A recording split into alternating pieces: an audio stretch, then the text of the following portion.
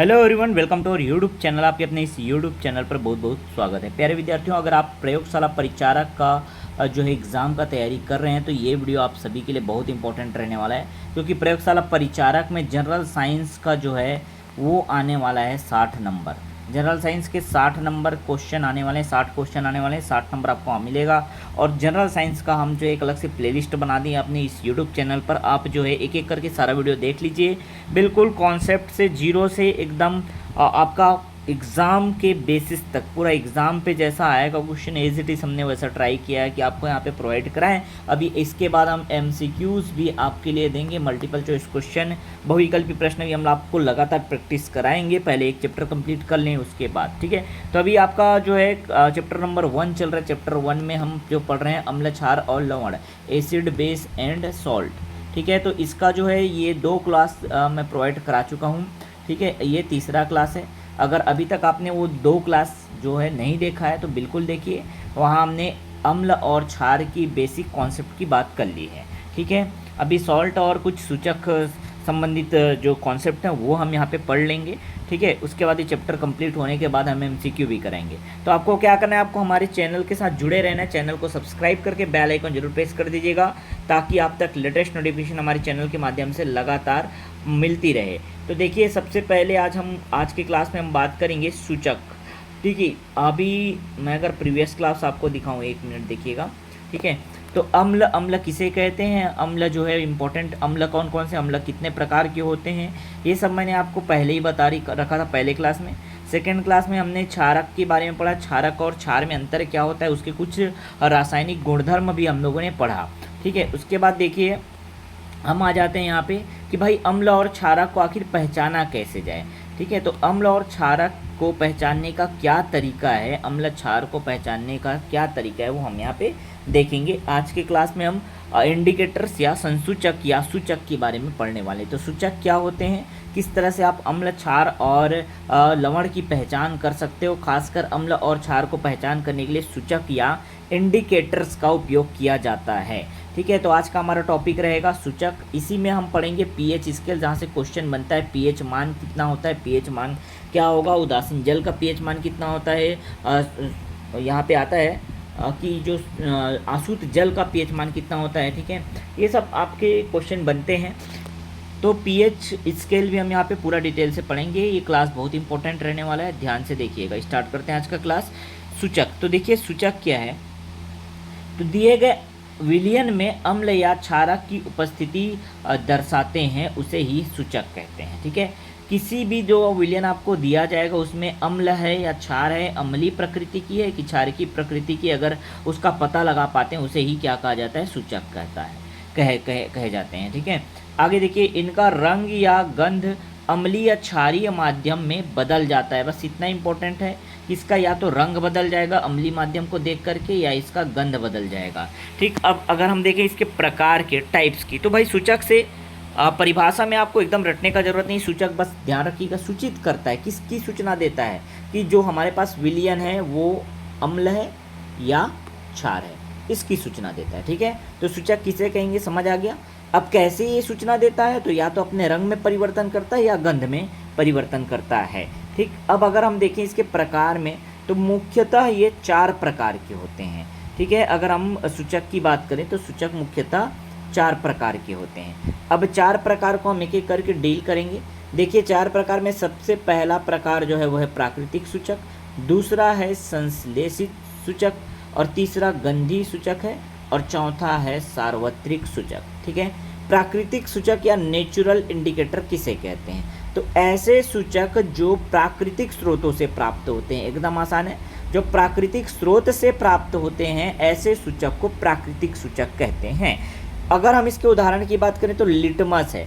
ध्यान रखिएगा, litmus paper आपने नाम सुना ही होगा, शुरू क्लास से मैं लिटमस पेपर कहते आ रहा हूँ। तो लिटमस पेपर आखिर बनता किससे, तो लिटमस पेपर जो है लाइकेन नाम के एक शैवाल है, एक पादप है, ठीक है, जिससे बनता है। तो लिटमस पेपर किससे बनता है, याद रखिएगा, ये क्वेश्चन कभी कभी पूछ दिया जाता है, लाइकेन से प्राप्त किया जाता है लिटमस। अब लिटमस का रंग कैसा होता है, या तो नीला होता है या तो लाल होता है, 2 कलर में ये उपलब्ध होता है। लिटमस जो है नीले रंग में या लाल रंग में। अब अम्ल की पहचान कैसे करेंगे लिटमस से, तो लिटमस जो है अगर अम्ल में आप लिटमस पेपर को डुबाते हो तो नीले को लाल कर देता है, नीले रंग का लिटमस लाल में बदल जाता है। ठीक है, अगर क्षारक को बदलते हैं या क्षारक को हम पहचानने की कोशिश करते हैं, क्षारक में हम क्या करते हैं, लिटमस पेपर डुबाते हैं तो लाल को नीला कर देता है। इसके लिए ट्रिक है BRB। ठीक है, दोनों का मैं ट्रिक डिटेल से बता चुका हूँ प्रीवियस क्लास में, ज़रूर जा करके देखिएगा। तो प्राकृतिक सूचक में सबसे पहला हमारा आ गया सूचक लिटमस। ठीक है, आगे और देखते हैं, और उदाहरण हमारे पास एक हल्दी। हल्दी को देखिएगा, हल्दी का रंग कैसा होता है, पीला होता है। अब हम अम्ल की पहचान कैसे करेंगे, ध्यान रखिएगा। अम्ल की पहचान हम इस तरह से कर सकते हैं कि अगर अम्ल में हम जो है कोई विलियन है, अम्ल नहीं कहेंगे, कोई विलियन है, उसमें अगर हम हल्दी डालते हैं तो उस विलियन में कोई भी कलर में परिवर्तन नहीं होता है। पीला अगर हल्दी डाल दिए तो कलर में परिवर्तन नहीं होगा, अर्थात वो जो दिया गया विलियन है अम्ल है। अम्ल का पहचान इसी तरह से कर सकते हैं कि हल्दी डालने पर उसके कलर में कोई भी परिवर्तन नहीं होता। लेकिन अगर क्षारक की पहचान करनी है तो क्षारक जो है, क्षारक में हम जैसे ही हल्दी डालते हैं इसका कलर भूरा लाल हो जाता है, भूरे कलर का लाल टाइप का दिखाई देने वाला ये हो जाता है, परिवर्तन हो जाता है कलर में। ठीक है, तो भूरा लाल हो जाता है अगर क्षारक है। इस तरह से हम इसकी उपस्थिति का पता लगा सकते हैं कि वहाँ अम्ल है या क्षार है। आपने इसका एग्जाम्पल भी देखा होगा, देखिए अम्ल या क्षार का एग्जाम्पल आपको देखने मिलेगा। ठीक है, कि जो हल्दी से कैसे पहचानते हैं, तो कपड़े में देखिए अगर खाने का कोई पदार्थ गिर गया है उसमें आप डिटर्जेंट पाउडर डालते हैं, जैसे ही धोने के लिए आपने डिटर्जेंट पाउडर डाला, ठीक है, उसका कलर लाल हो जाता है। ठीक है, जैसे आपने कोई सब्जी खाया, खट्टी सब्जी खाई या कुछ भी खाई, उसमें क्योंकि हल्दी का मात्रा पाया जाता है। ठीक है, जो भी सब्जी खाएं आप उसमें हल्दी का मात्रा पाया जाता है, खाने में सब्जी में हल्दी का मात्रा पाया जाता है। अब आप खा रहे हो, आपके कपड़े में अगर वह गिर जा रहा है, आपने सफ़ेद कलर का कपड़ा पहना हुआ है, उसमें अगर गिर जा रहा है वो जो खा रहे हो, अब उसको जब आप धोते हो डिटर्जेंट पाउडर से तो उसका रंग जो है लाल हो जाता है, लाल भूरा हो जाता है। क्यों? क्योंकि डिटर्जेंट पाउडर जो है वो क्षारीय प्रकृति का होता है। इस प्रकार हम कह सकते हैं कि हल्दी भी क्या करता है, पहचान करता है अम्ल और क्षार का। तो प्राकृतिक सूचक पूरा कंप्लीट समझ आया। नोट डाउन करते चलिएगा, बार बार मैं नहीं बोलूँगा, आप अपना नोटबुक बना लिए होंगे, मैं शुरू से आपको समझाते आ रहा हूँ। ठीक है, दूसरे नंबर पे आते हैं हम, जो है वो है संश्लेषित सूचक, जिसको सिंथेटिक इंडिकेटर कहते हैं। अब ऐसे सूचक जो रासायनिक पदार्थों द्वारा बनाए जाते हैं, ये प्राकृतिक नहीं होते हैं, इसको बनाए जाते हैं रासायनिक पदार्थों द्वारा, उसे संश्लेषित सूचक कहते हैं। इसके उदाहरण देखिएगा, मेथिल ऑरेंज और फिनोल्फ्थेलिन है। मेथिल ऑरेंज पहले भी आपने सुना होगा, प्रीवियस क्लास में मैंने इसका जिक्र भी किया है कि मेथिल ऑरेंज जो है अम्ल के साथ लाल कलर देता है। ठीक है, ये मैंने बात आपको बताया था पिछले क्लास में, तो एक बार ज़रूर देखिएगा। बार बार मैं आपको कह रहा हूँ, पिछला वीडियो आप देखेंगे तो और अच्छे से समझ आएगा। तो मेथिल ऑरेंज और फिनोल्फ्थेलिन ये दो है संश्लेषित सूचक हैं। पेपर में कभी कभी पूछता है कि निम्न में से कौन सा संश्लेषित सूचक है, तो ये दोनों एग्जाम्पल जरूर याद रखिएगा। क्लियर है? आगे आते हैं गंधीय सूचक ऑल्फैक्टरी इंडिकेटर में। ठीक है, गंधीय सूचक क्या होते हैं, जैसा नाम है भाई इससे क्लियर समझ आ रहा होगा। ऐसे पदार्थ होते हैं जिनकी गंध जो है अम्लीय या क्षारकीय माध्यम में बदल जाती है। ठीक है, तो गंधीय सूचक या ऑल्फैक्टरी इंडिकेटर ऐसे पदार्थ होते हैं जिनकी गंध बदल जाती है, अम्ल या क्षारकीय माध्यम में जब हम उसको ले जाते हैं, रखते हैं, तो इसकी गंध बदल जाती है। उदाहरण के तौर पर आप देखेंगे प्याज हो गया, लौंग हो गया, ये गंधीय सूचक के उदाहरण हैं। ठीक है, आखिरी में देखिएगा आप सार्वत्रिक सूचक है, जिसको यूनिवर्सल इंडिकेटर कहते हैं, और ये बहुत इंपॉर्टेंट रहेगा। ये विभिन्न रसायन से निर्मित एक ऐसा मिश्रण होता है जो भिन्न भिन्न pH वाले पदार्थ के बारे में रंग परिवर्तन द्वारा बताता है। ठीक है, इसका उदाहरण जो है वो सार्वत्रिक सूचक का उदाहरण जो है pH स्केल है। इस प्रकार टोटल जो 4 प्रकार के होते हैं सूचक, उसको मैंने यहाँ पे डील कर दिया। आपको ज़रूर एक बार जल्दी से वीडियो रोक करके रिवाइज कर लीजिए, अपने नोटबुक में लिख लीजिए और रिवाइज भी कर लीजिए, इसका काम यहीं पे तमाम हो जाएगा फिर। ठीक है, तो ये जो सूचक क्या होते हैं, कितने प्रकार के होते हैं, आप जो है बहुत अच्छे से यहाँ पे समझ गए होंगे। उदाहरण ज़रूर याद रखिएगा, उदाहरण आपके एग्ज़ाम में पूछे जाते हैं। ठीक है ना, अब आगे आते हैं। अब यूनिवर्सल जो मैंने कहा, जो लास्ट में पढ़ाया, सार्वत्रिक सूचक या यूनिवर्सल इंडिकेटर, उसमें जो है पीएच स्केल आता है। अब ये पीएच पैमाना क्या है, अभी हमने बात किया सार्वत्रिक सूचक के बारे में, और पीएच पैमाना भी एक सार्वत्रिक सूचक है। इसका फुल फॉर्म क्या होता है, इसका फुल फॉर्म होता है पोटेंशियल ऑफ हाइड्रोजन। पीएच मतलब क्या होता है, पोटेंशियल ऑफ हाइड्रोजन। इसका आविष्कार 1909 में SPL सोरेनसन द्वारा किया गया था। याद रखिएगा सोरेनसन, बस अगर आप याद रखते हैं तो भी आपका एग्जाम में काम बन जाएगा। पीएच स्केल का आविष्कार किसने किया था, पेपर में जब प्रीवियस ईयर का उठा के देखोगे तो बहुत बार आपको ये क्वेश्चन दिखाई देगा। तो याद रखिएगा सोरेनसन साहब ने क्या किया था, पीएच पैमाना या पीएच स्केल का आविष्कार किया था 1909 में। ठीक है, ये क्या होता है यहाँ पे आगे और देखते हैं। यह एक लघु गणकीय पैमाना है। लघु गणकीय एक गणितीय शब्द है, याद रखिएगा, लॉग वाला पैमाना है, लघु गणकीय पैमाना है, जो किसी जलीय विलयन में H+ आयन, याद रखिएगा H+ आयन मतलब हाइड्रोजन आयन की सांद्रता को व्यक्त करता है। इस प्रकार यह पैमाना अम्लीयता क्षारीयता का मापन करता है, याद रखिएगा। ठीक है, अब पीएच का एक सूत्र बन जाता है। बहुत ज़्यादा डिटेल में अगर आप पढ़ते हो तो ये आपको रटना है, अदरवाइज यहाँ पर प्रयोगशाला परिचारक के लिए इसको रटने का ज़रूरत नहीं है। अब ये सूत्र रटने का ज़रूरत नहीं है। पीएच बराबर माइनस लॉग फिर H+ कोष्टक में डालना है। ठीक है, और POH बराबर माइनस लॉग OH माइनस डालना है। बस इतना ही आपको अगर चाहो तो याद कर लो, नहीं तो ज़रूरत नहीं है इसका। इतना डील आपके इतने डीप में जा कर के क्वेश्चन नहीं पूछेगा।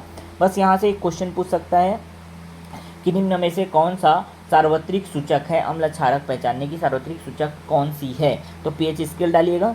ठीक है, इसमें पूछ सकता है इसका आविष्कार और आविष्कारक कौन है। आविष्कार 1909 में सोरेनसन द्वारा किया गया था। इतना याद रखिएगा, इतना काफ़ी है। क्लियर हुआ? ठीक, आगे चलें। अब पीएच स्केल की अगर बात करते हैं तो देखिए यहाँ पे एक आपको मैंने स्केल बना करके दिखाया है। पीएच स्केल ऐसा ही कुछ होता है, इससे समझ सकते हैं पीएच स्केल से। देखिए यहाँ पे 0 से ले करके 14 अंक होते हैं। 0, 1, 2, 3, 4, 5, 6, 7, 8 करते कितने होते हैं, 14 तक ये पीएच स्केल का मान गया होता है। 0 से चालू होकर के 14 तक होते हैं। ठीक है, यहाँ जो 7 है इस पे आप सबसे पहले इसको याद रखिएगा कि अगर पीएच स्केल में अगर मान 7 आता है तो वह पदार्थ उदासीन होता है। ठीक, पीएच स्केल में अगर कोई मान जो है 7 आता है तो पदार्थ उदासीन होता है। अब 7 से ज़्यादा अगर कोई पदार्थ का मान आता है, किसी भी पदार्थ का विलयन का मान अगर 7 से ज़्यादा आता है तो वह पदार्थ क्षारीय प्रकृति का होता है। ठीक है, अगर बात करें 7 से कम, अगर 7 से कम कहने का मतलब 6, 5, 4, 3, 2, 1, 0 अगर कोई मान आता है तो वह पदार्थ या वह विलयन अम्लीय प्रकृति का होता है। यहाँ तक पूरा बात समझ आया कि नहीं? अच्छे से एक बार फिर से बता दे रहा हूँ, आप देखिएगा। पीएच स्केल में 0 से लेकर के 14 तक के अंक होते हैं। 7 जो होता है, 7 ये उदासीन होता है, मतलब अगर किसी पदार्थ का, किसी विलयन का मान अगर पीएच मान अगर 7 आ रहा है तो वह उदासीन माना जाता है। क्लियर हुआ? बाकी 7 से कम जो हैं वो अम्लीय प्रकृति के कहलाते हैं और 7 से अधिक वाले क्षारीय प्रकृति के कहलाते हैं। 7 अगर रहेगा, फिक्स 7 रहेगा, तब उसे उदासीन कहेंगे। क्लियर हुआ? अब एक और बात बता रहा हूँ, ध्यान से देखिएगा, समझिएगा कि 7 से कम जो है क्या है, अम्लीय है। अब जितना कम होते जाएगा इधर, उतनी ज़्यादा हाइड्रोजन आयन की संख्या बढ़ती जाएगी, सांद्रता बढ़ती जाएगी। जितना इधर कम आएंगे उतना हाइड्रोजन आयन की सांद्रता बढ़ती जाएगी।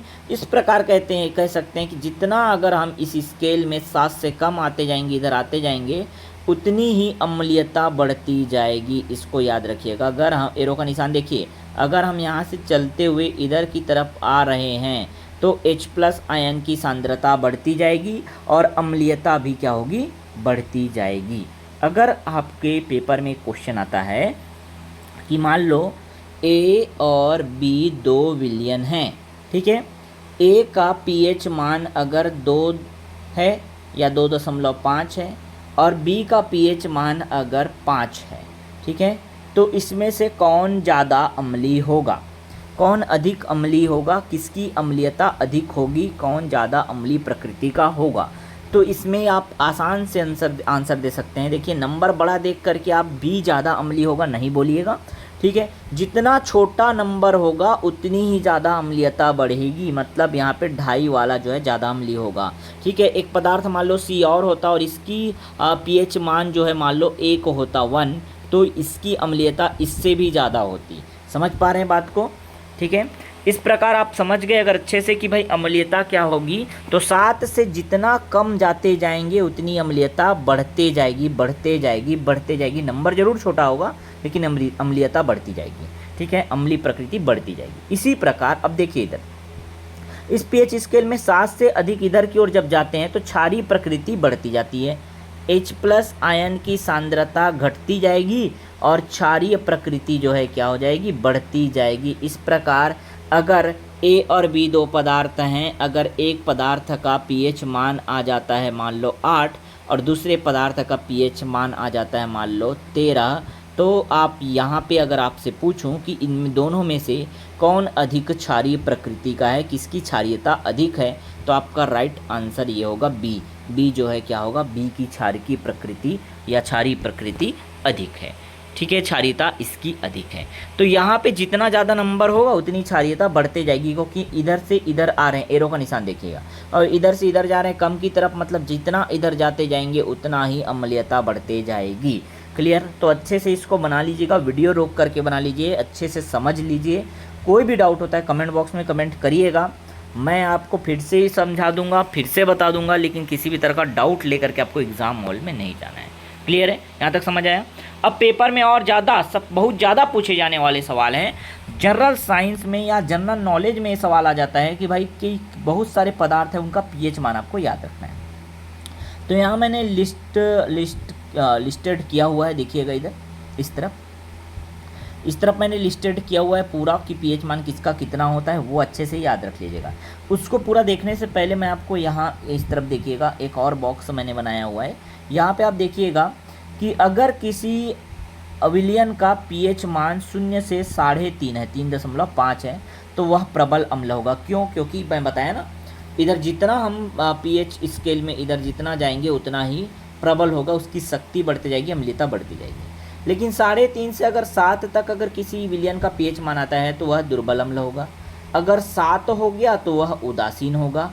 7 से अगर 10.5 तक 10.5 तक आता है तो दुर्बल क्षार होगा।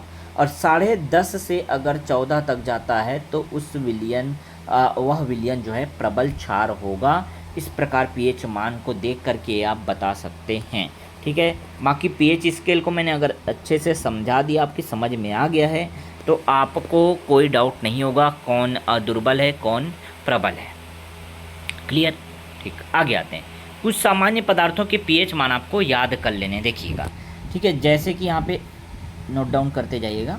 बैटरी में प्रयुक्त जो अम्ल होता है उसका पीएच मान 0 से 1 के बीच में होता है। जठर रस गैस्ट्रिक जूस जो हमारे अमाशय में पाया जाता है उसका पीएच मान 1.2 से 2 होता है। ठीक है, अगर बात करें सिरका या नींबू का पीएच मान कितना होता है तो 2.2 से 3.4 के बीच में होता है। पेपर में अगर 2.2 से 3.4 के बीच में कोई मान आता है तो आप उसको टिक लगा दीजिएगा, बिल्कुल करेक्ट होगा। 3.3 देता है तो भी आप उसे टिक लगा करके आइएगा। ठीक है, सोडा, शराब और अगर संतरा की बात करें तो इसका पीएच मान 3.2 से 3.9 होता है। बियर या टमाटर की बात करें तो इसका मान 4 से 4.4 होता है। ब्लैक कॉफ़ी की बात करें तो 4.5 से 5.5 के बीच इसका पीएच मान होता है। अम्ल वर्षा जो है 5.6 तक जाता है, 2 से 5.6 तक इसका मान हो सकता है। ठीक है, आगे और आते हैं। सामान्य वर्षा की बात करें तो 5.6 से 6 के बीच में होता है इसका पीएच मान। दूध और लार की बात करें, मनुष्य के मानव मुख में जो लार पाया जाता है उसकी, तो 6.4 से 6.6 के बीच में इसका पीएच मान होता है। शुद्ध जल, आसूत जल की बात करें, शुद्ध जल या आसूत जल की बात करें तो उसका पीएच मान 7 होता है, अर्थात उदासीन होता है। मानव मूत्र एवं रक्त के अगर पीएच मान की बात करें तो 7.3 से 7.5 होता है। ठीक है, समुद्री जल की बात करें तो ये क्षारकी प्रकृति का होता है। देखिए 7.5 से 8.4 के बीच इसका पीएच मान होता है। आगे देखिए, बेकिंग सोडा या सोडा युक्त पेय, जो सोडा युक्त पेय पदार्थ पाया जाता है उसका पीएच मान 9.2 होता है। बेकिंग सोडा या सोडा युक्त पेय पदार्थ का मान 9.2 होता है। प्रति अम्ल या एंटा एसिड कहते हैं, याद रखिएगा इसी को एंटा एसिड कहते हैं, ठीक है। एंटासिड भी कहते हैं, एंटा एसिड, ये प्रति अम्ल, ठीक है। इसका मान 10 से 11 के बीच में होता है। अगर अमोनिया की बात करें तो अमोनिया का पीएच मान 11.6, साबुन युक्त जल का मान 12.5 या 12.5, ठीक है। और डाइल्यूट मैंने बता चुका है तनु, कॉन्सेंट्रेटेड मतलब क्षार। डाइल्यूट NaOH का नाम क्या होता है? NaOH तो सूत्र है ना, इसको सोडियम हाइड्रोक्साइड कहते हैं, मैंने नाम याद रखने के लिए आपको कहा था, ठीक है। तो सोडियम हाइड्रोक्साइड, तनु सोडियम हाइड्रोक्साइड का पीएच मान जो होता है 13 होता है, जबकि सांद्र NaOH या कॉन्सेंट्रेटेड NaOH का पीएच मान 14 होता है। तो ये पीएच मान आप देख लीजिएगा, पूरा लिस्टेड मैंने कर रखा है, एक एक नोट कर लीजिए, पेपर में कोई सा भी पूछ सकता है। कोशिश करो कि इसको रट लो। बीच में जैसे मैंने समुद्री जल का कहा कि 7.5 से 8.4 के बीच में, ऑप्शन में आपको इसके बीच का कोई नंबर दिखाई देगा, आप उसको टिक लगा करके आइएगा। क्लियर है? मानव लार हो गया, मानव मुख का लार हो गया, और क्या बोलते हैं यहाँ पे आपको जो मानव मूत्र है, और यहाँ पे आप देखिएगा और कहाँ पे है, हाँ बियर हो गया, शराब हो गया, इन सब में पीएच मान कितना होता है, नींबू का पीएच मान कितना होता है, ये सब एकदम रट लीजिएगा, ये पेपर में बहुत बार पूछे गए हैं, ठीक है। चलो, तो यहाँ तक का पूरा बात समझ आया। एक बार मैं स्टार्टिंग से दिखा देता हूँ आपको क्या क्या हमने पीएच स्केल में पढ़ा। तो पहले मैंने आपको पीएच स्केल अच्छे से बताया, उसके बाद कुछ पदार्थों के जो सामान्य पदार्थ पाए जाते हैं हमारे आसपास, उनके पीएच मान के बारे में हमने यहाँ पे बता दिया इस लिस्ट में, ठीक है, समझ आया। अब कुछ इंपॉर्टेंट नोट्स हैं, उसको भी थोड़ा देख लीजिएगा। इंपॉर्टेंट नोट्स हैं, इंपॉर्टेंट टॉपिक है। हालांकि मैंने ब्रॉन्स्टन लॉरी के बारे में आपको पढ़ा दिया है, ब्रॉन्स्टन लॉरी अम्ल क्या होता है, ब्रॉन्स्टन लॉरी क्षार क्या होता है, इन्होंने जो परिभाषा दिया था मैंने ऑलरेडी आपको पढ़ा रखा है। लेकिन इन्हीं के हिसाब से एक और इन्हीं के अनुसार जो है एक और इन्होंने बात कही, क्या बात है देखिएगा, कि कोई पदार्थ केवल क्षार की उपस्थिति में ही अम्ल के गुण प्रदर्शित करता है। कोई भी पदार्थ अम्ल का गुण तभी प्रदर्शित करता है जब क्षार दिखाई देता है, ठीक है। जैसे किसी को देख के कोई इंप्रेशन जमाता है ना, बस वही बात है। कोई पदार्थ जो है अम्ल का गुण तभी प्रदर्शित करता है जब उसके सामने कौन दिखाई दे रहा है, क्षार दिखाई दे रहा है। इसी प्रकार कोई पदार्थ जो है क्षार का गुण तब प्रदर्शित करेगा जब उसके सामने कौन दिखाई देगा, अम्ल दिखाई देगा। बस ये बात किसने कहा था, पेपर में आ सकता है, ब्रॉन्स्टन लॉरी ने कहा था कि कोई पदार्थ केवल क्षार की उपस्थिति में ही अम्ल का गुण दर्शाता है, और उसी प्रकार कोई पदार्थ अम्ल की उपस्थिति में ही क्षार का गुण प्रदर्शित करता है। मतलब अम्ल का गुण अगर दर्शाना है तो क्षार का वहाँ पे गुण प्रदर्शित करेगा, या क्षार का गुण प्रदर्शित करेगा अगर अम्ल उसके सामने दिखाई देगा, तो दिखाई दे रहा है तो, ठीक है।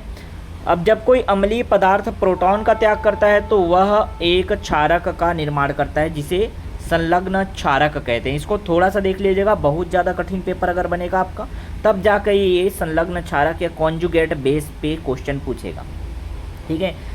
मैंने क्या कहा देखिए एक बार फिर से, जब कोई अम्लीय पदार्थ प्रोटॉन का त्याग करता है, कोई अम्लीय पदार्थ जो है प्रोटॉन त्यागता है, तब वह एक क्षारक का निर्माण करता है। कोई अम्लीय पदार्थ है जो अपना प्रोटॉन निकाल देता है, तब वह एक क्षारक का निर्माण करता है, और उसी को ही संलग्न क्षारक या कॉन्जुगेट बेस कहा जाता है।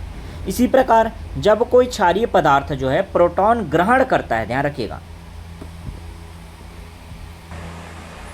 जब कोई क्षारीय पदार्थ जो है प्रोटॉन ग्रहण करता है, तब वह एक अम्ल का निर्माण करता है, जिसे संलग्न अम्ल कहते हैं, ठीक। देखिए फिर से बता दे रहा हूँ, अम्ल क्या करता है, प्रोटॉन त्यागता है। मैंने पहले ही परिभाषा में बताया, परिभाषा जब अम्ल का मैंने पढ़ाया तभी आपको बताया कि अम्ल क्या करते हैं, जो प्रोटॉन त्यागते हैं उसे ही अम्ल कहते हैं। और जो प्रोटॉन त्याग करके जो क्षारक का निर्माण करता है, प्रोटॉन त्याग करके जो क्षारक का निर्माण करता है उसे ही संलग्न क्षारक कहते हैं। इसी प्रकार क्षार क्या करता है, प्रोटॉन ग्रहण करता है ना, तो क्षार जो है प्रोटॉन ग्रहण करके एक अम्ल का निर्माण करता है, जिसे संलग्न अम्ल या कॉन्जुगेट एसिड कहा जाता है। बहुत ज़्यादा इसको नहीं, आपको रटते नहीं बैठे रहना है, कोई कठिन नहीं है, बस ज़रा सा दिमाग लगा के इसको याद कीजिएगा, याद रहेगा, रिवाइज जरूर करते रहिएगा, ठीक है। आगे आते हैं, आप कुछ एक उदाहरण मैंने रखा देखिएगा, संलग्न अम्ल क्षारक युग्म, एक उदाहरण हमने लिया। जैसे यहाँ पे H2O जिसको हम कहते हैं जल, और NH3 जो कि अमोनिया है, इन दोनों का जब अभिक्रिया कराते हैं तो इसमें से ध्यान रखिएगा, इसमें इसके पास 3 ठो हाइड्रोजन है ना, 3 ठो हाइड्रोजन है, एक हाइड्रोजन जो है ये ले लेता है, किससे, इससे ले लेता है। तो इसके पास 4 हाइड्रोजन हो जाएगा। देखिए इसके पास कितना हो गया, NH4 हो गया, एक हाइड्रोजन ले लिया, इसलिए इसके पास प्लस लग गया।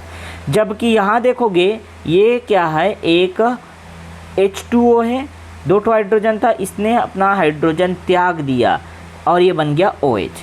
तो देखिए मैंने क्या कहा था, जो हाइड्रोजन त्यागता है वो अम्ल होता है, तो यहाँ पे लिख दिया मैंने अम्ल, क्योंकि ये हाइड्रोजन त्याग रहा है इसलिए इसे क्या कहा हमने, अम्ल। लेकिन त्याग करके ये जो क्षार बना रहा है उसे कहते हैं संलग्न क्षारक। एकदम आसान है, ठीक। अब देखिए ये है एक तरह का क्षारक। अब ये क्या करता है, प्रोटॉन ग्रहण करके एक अम्ल बनाएगा। प्रोटॉन क्या करेगा, ये प्रोटॉन ग्रहण करके एक अम्ल बनाएगा और इसी अम्ल को संलग्न अम्ल कहते हैं। तो क्षारक प्रोटॉन ग्रहण करके अम्ल बनाता है, जबकि अम्ल अपना प्रोटॉन त्याग करके क्षार बनाता है। बस संलग्न अम्ल और संलग्न क्षारक ऐसे ही बनते हैं। परिभाषा को समझने के लिए मैंने उदाहरण अच्छे से दिया, ठीक है। बाकी इससे क्वेश्चन ज़्यादा नहीं पूछेगा, बस ऊपर वाला जो पैराग्राफ है वो अच्छे से याद रखिएगा, ठीक है। कोई भी क्षार जो है अम्ल का कोई भी क्षार के सामने ही अम्ल अपना गुण प्रदर्शित करेगा, या ऐसा भी कह सकते हैं कोई भी क्षार जो है अम्ल के सामने ही अपना गुण प्रदर्शित करेगा। इसी प्रकार कोई भी अम्ल किसी क्षार के सामने ही अपना गुण प्रदर्शित करेगा, ये यहाँ पे बताया है, ठीक है। बाकी संलग्न क्षारक और संलग्न अम्ल क्या होते हैं इसकी भी परिभाषा मैंने आपको बता दी, उदाहरण के माध्यम से यहाँ पे समझाने का कोशिश किया है,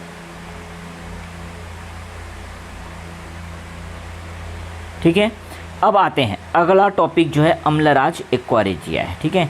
उसके बाद जो है पीएच का कुछ महत्व देखेंगे। अम्लराज को पढ़ लेते हैं। अम्लराज मैंने पहले भी आपको पढ़ाया, मैंने बताया था कि अम्लराज एक्वारेजिया से क्वेश्चन बनते ही हैं। असल में अम्लराज का इंग्लिश नाम एक्वारेजिया ही है। एक्वारेजिया का रंग जो है पीला नारंगी टाइप का दिखाई देता है ये। और एक्वारेजिया या अम्लराज कैसे बनता है, तो ध्यान रखिएगा, जब एक हाइड्रोक्लोरिक अम्ल और नाइट्रिक अम्ल की क्रिया हम कराते हैं, किस अनुपात में, 1:3 में। अगर एक भाग जो है, सॉरी इसको हमने उल्टा लिख दिया है, थोड़ा सा समझिएगा, यहाँ पे थोड़ा सुधार करने की ज़रूरत है। तो यहाँ इसको सुधार लीजिएगा, ठीक है। यहाँ पे नाम के वजह से थोड़ा उल्टा हो गया। HCl पहले लिख दिया हूँ, हाइड्रोक्लोरिक अम्ल। 1 मिनट ये समझिएगा, जब हाइड्रोक्लोरिक अम्ल और नाइट्रिक अम्ल की क्रिया कराते हैं किस अनुपात में, तो ये यहाँ पे सुधारिएगा 3:1 में, ठीक है। 3:1 में, अर्थात 3 भाग जो है HCl का होगा और 1 भाग नाइट्रिक अम्ल का होगा। 3 भाग इसका, 1 भाग इसका, तो 3:1 लिखना है, 1:3 लिखा गया है, ये मिसप्रिंट है, गलती है, ठीक है। इसको सुधार लीजिएगा, ठीक। तो याद रखिएगा, जब हाइड्रोक्लोरिक अम्ल और नाइट्रिक अम्ल की 1:3 में क्रिया कराते हैं, ठीक है, 1 भाग जो है नाइट्रिक अम्ल का 1 भाग और हाइड्रोक्लोरिक अम्ल का 3 भाग, ठीक। याद रखिएगा 1 भाग जो है नाइट्रिक अम्ल का लेना है और 3 भाग हाइड्रोक्लोरिक अम्ल का लेना है, तब जा कर के एक्वारेजिया बनता है। और एक्वारेजिया का उपयोग जो है स्वर्णकारों द्वारा आभूषण निर्माण प्रक्रिया में किया जाता है। आभूषण जो सोने चांदी प्लेटिनम से बनाए जाते हैं, जो कि नोबल धातु हैं, इनको भी गलाने की क्षमता ये जो एक्वारेजिया रखता है। इतना पावरफुल ये क्या होता है, अम्ल होता है एक्वारेजिया, इसको अम्लराज इसीलिए कहते हैं, ठीक है। एक्वारेजिया का निर्माण कैसे होता है, तो 1 भाग यहाँ पे नाइट्रिक अम्ल और 3 भाग जो है हाइड्रोक्लोरिक अम्ल को मिलाने से ही एक्वारेजिया का निर्माण होता है। ये गलत है, इसको सुधार लीजिएगा, बार बार कह रहा हूँ, ठीक है। ये 3:1 लिख लीजिएगा, 3:1। क्लियर हुआ, ठीक। तो यहाँ तक समझ आ गया। एक्वारेजिया से क्वेश्चन आते हैं, एक्वारेजिया क्या काम आता है ये भी बता दिया। एक्वारेजिया को ही अम्लराज कहते हैं, इसका इंग्लिश नाम एक्वारेजिया, लेकिन एग्ज़ाम में एक्वारेजिया इस तरह से हिंदी में लिखा हुआ भी आपको दिख सकता है, इसलिए मैंने यहाँ पे एक्वारेजिया दर्शाया है, ठीक है। यहाँ तक समझ आ गया। अब इम्पोर्टेंट नोट्स में और कुछ बातें हैं जिसको आप देख लीजिए। जब भी हम किसी अम्ल में, देखो मैंने बताया था कि तनु और सांद्र 2 प्रकार के अम्ल और क्षार होते हैं, तनु और सांद्र। सांद्र मतलब क्या होगी, अम्ल की मात्रा अधिक है, ठीक है, पानी की मात्रा कम है। अब क्या करना है, इस सांद्र अम्ल को मान लो तनु बनाना है, तो क्या करोगे। अब एक बड़ा सवाल आता है कि भाई मैंने आपको दे दिया बहुत सारा अम्ल जो कि कैसा है, सांद्र अम्ल है। अब मैंने आपसे कहा कि भाई इसको क्या कर दो, आप तनु बना दो। तनु बना दो तो आप क्या करोगे इसमें, ठीक है। तो तनु बनाने के लिए इसमें आप पानी डाल दोगे, क्या पानी, नहीं डालना है आपको, ठीक है। पानी इसमें नहीं डालना है, बल्कि आप क्या करोगे, जो पानी आपको दिया जाएगा, ठीक है, जो जल दिया जाएगा उसमें आप क्या करोगे, जो सांद्र विलयन है, सांद्र अम्ल है, उसको क्या करोगे, इसमें डालोगे। दोनों प्रोसेस में समझ आया अंतर क्या है। सांद्र अम्ल में आप जो है पानी नहीं डालोगे, पानी में सांद्र अम्ल डालोगे। ये प्रक्रिया गलत है, ये प्रक्रिया सही है। दोनों को मैंने चित्र बना के आपको समझाया है। सांद्र अम्ल में आप पानी नहीं डालोगे, डायरेक्टली पानी नहीं डालोगे, क्योंकि जल की विशिष्ट ऊष्मा बहुत अधिक होती है, जिससे मिश्रण का ताप अधिक नहीं हो पाता है, यहाँ पे याद रखिएगा। और यहाँ पे ब्लास्ट होने के, फूटने के चांसेस हैं बीकर या परख नली में। अगर आप ये काम कर रहे हो तो परख नली ब्रेक हो जाएगा, इतना ज़्यादा हीट जनरेट होगा तुरंत, ठीक है। इससे आपके शरीर में छींटे पड़ेंगे, एसिड से आपको खतरा हो सकता है, ठीक। तो याद रखिएगा, सांद्र अम्ल में आप जल नहीं डालोगे। तनु बनाने के लिए आप क्या करोगे, जल में सांद्र अम्ल की बूंदें धीरे धीरे करके डालते जाओगे। जल में डालना है, जितनी मात्रा आपको चाहिए उतना जल पहले ले लीजिएगा, अब उसमें सांद्र अम्ल का बूंद बूंद करके आपको डालना है। ये प्रोसेस बिल्कुल सही है, ये प्रोसेस टोटली रॉन्ग है। ये जो मैंने चित्र में आपको बताया वही बातें यहाँ पे लिखी हुई है कि सांद्र H2SO4 को तनु बनाने के लिए पानी में अम्ल मिलाया जाता है। पानी में क्या करना है, अम्ल मिलाना है आपको, ना कि अम्ल में पानी, ठीक है। अम्ल में पानी नहीं मिलाना है, क्योंकि पानी की विशिष्ट ऊष्मा बहुत अधिक होती है, जिससे मिश्रण का ताप अधिक नहीं हो पाता है। क्लियर है, समझ आया। तो पानी में अम्ल मिलाना है, अम्ल में पानी नहीं मिलाना है। पानी में अम्ल मिलाया जाता है, ना कि अम्ल में पानी। क्लियर, ठीक, याद रखिएगा। क्वेश्चन बन सकते हैं यहाँ से। अब बफर विलयन किसे कहते हैं भाई, इतना जब आप पढ़ ही लिए हो तो बफर विलयन भी आप पढ़ लीजिए। बफर विलयन ऐसा विलयन होता है जिसमें अम्ल या क्षार की थोड़ी मात्रा अगर आप डाल भी देते हो तो उसकी अम्लता या क्षारकता पर कोई भी परिवर्तन नहीं होता। क्लियर है। जैसे मान लो मैंने एक अम्ल लिया, एसिटिक एसिड, एसिटिक अम्ल लो भाई, इसमें मैंने रखा हुआ है एसिटिक अम्ल, एसिटिक अम्ल रखा हुआ है। अब मान लो इसमें मैं क्षार डाल देता हूँ, थोड़ा बहुत मात्रा में क्या कर दिया मैंने, क्षार डाल दिया। तब भी थोड़ा मात्रा में क्षार डालने के बाद भी इसका पीएच मान पहले था उतना ही रह गया, कोई ज़्यादा विशेष परिवर्तन नहीं हुआ, तब ऐसे विलयन को ही बफर विलयन कहते हैं। ठीक है, यहाँ पे परिभाषा में भी वैसे ही लिखा है मैंने। और यहाँ पे याद रखिएगा, एसिटिक अम्ल जो है इसका बहुत अच्छा उदाहरण है। एसिटिक अम्ल जो है बफर विलयन का बहुत अच्छा उदाहरण है। इसमें अगर आप थोड़ा मात्रा में अम्ल डाल दो या थोड़ा मात्रा में क्षार डाल दो, पीएच मान उसका जैसा पहले था वैसा ही रहेगा, परिवर्तन नहीं होगा। ठीक है, क्लियर हुआ। ये हो गया भाई इंपॉर्टेंट चीज़। अब आते हैं लास्ट टॉपिक में आज का, जो है दैनिक जीवन में पीएच का क्या महत्व है। पीएच जो है, पीएच स्केल मैंने आपको पढ़ा दिया। Importance of pH in daily life ये देखेंगे। तो सबसे पहले पाचन प्रक्रिया और पीएच का क्या संबंध है देखते हैं।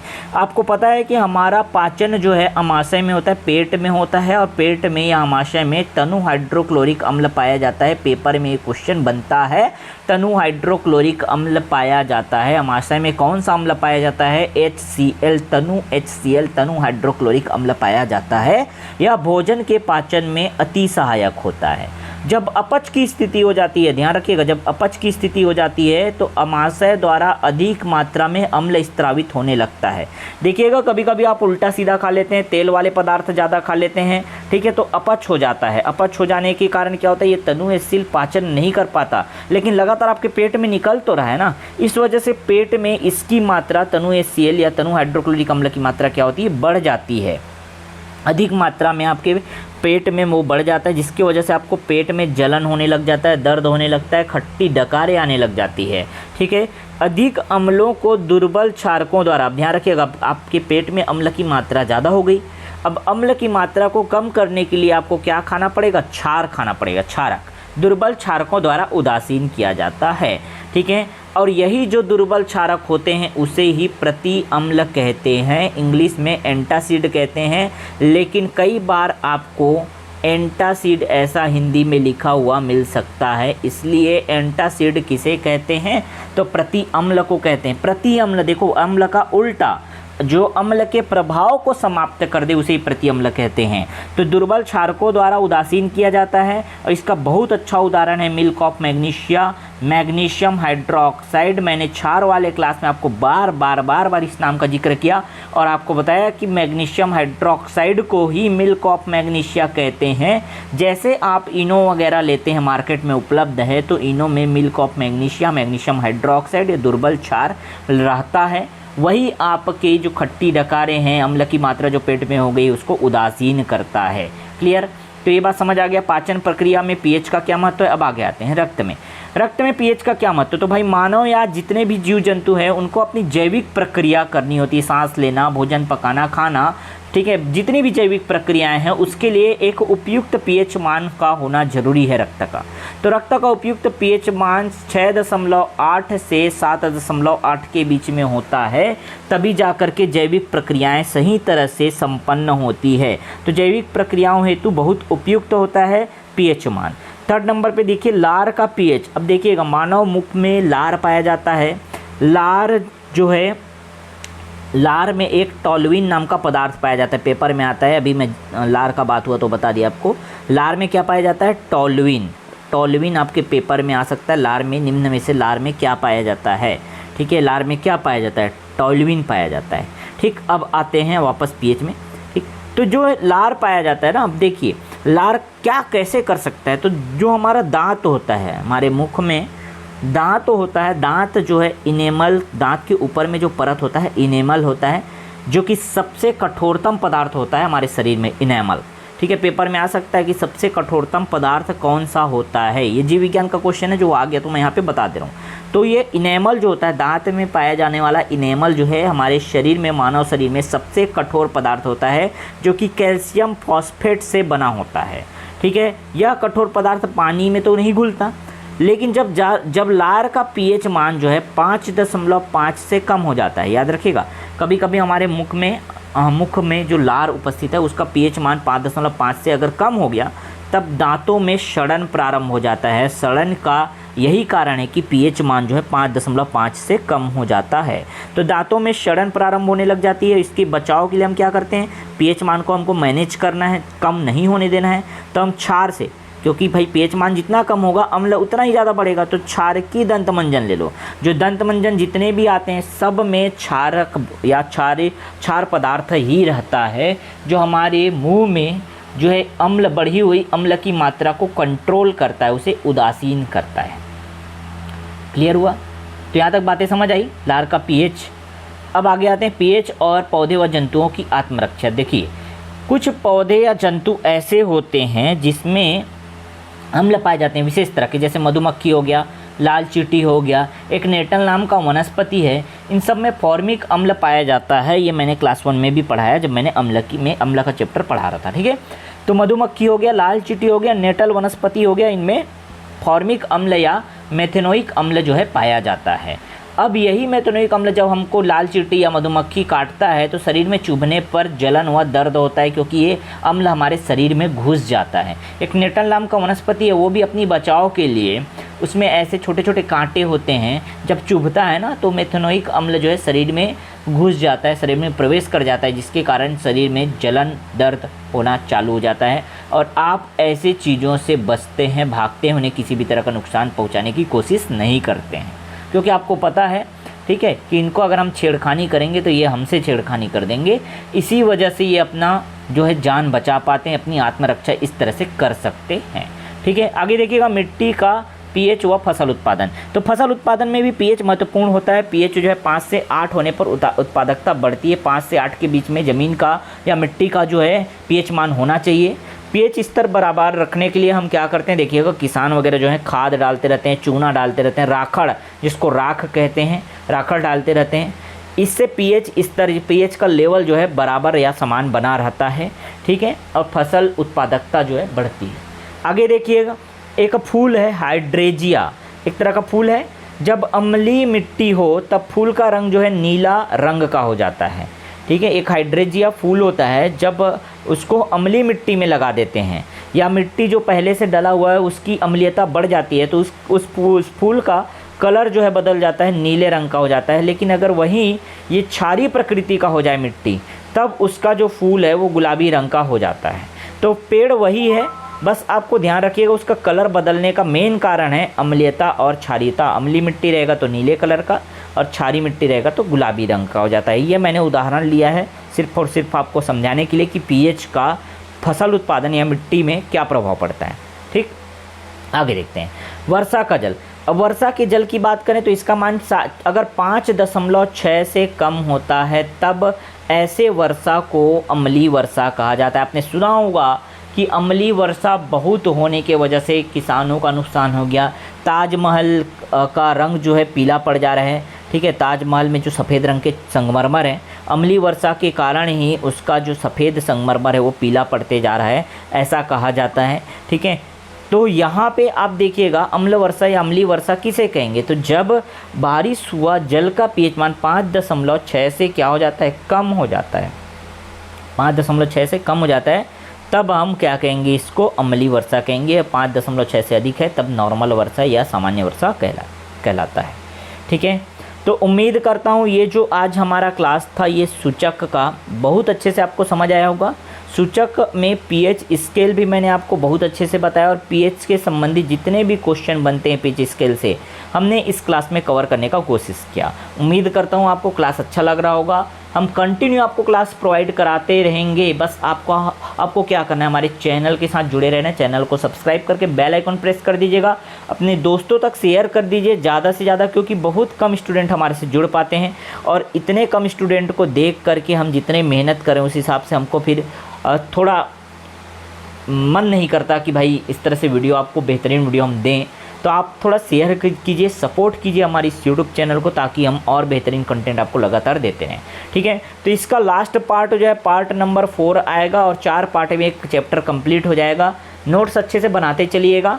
उम्मीद करता हूँ आपको बहुत मज़ा आ रहा होगा और प्रयोगशाला परिचारक में एक पोस्ट आपका ज़रूर रहेगा। जितने भी स्टूडेंट मेरे से पढ़ रहे हैं उम्मीद करता हूँ उनका पेपर बहुत अच्छा बनेगा। बस आप जो है सीरियसली ईमानदारी से मेहनत करते रहिए। ठीक है, मिलते हैं नेक्स्ट वीडियो में नए इंपॉर्टेंट क्लास के साथ, नए इंपॉर्टेंट अपडेट के साथ। ठीक है, तो जुड़े रहिएगा, चैनल को सब्सक्राइब करके बेल आइकन जरूर प्रेस कर दीजिएगा। मिलते हैं नेक्स्ट वीडियो में।